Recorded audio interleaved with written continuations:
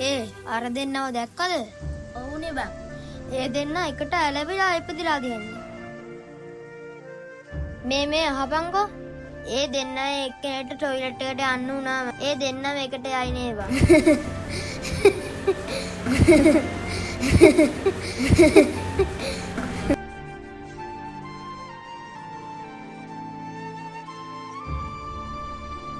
ඔවලා.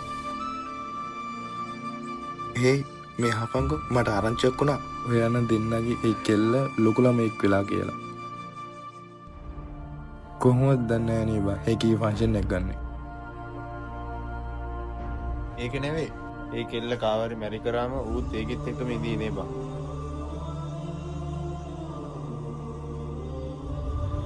නංගි අද අපි ඇලෙන් නාමුද? බෑ අපි දෙන්නට තනියම නාන්න එපා කියලා තියෙනවා.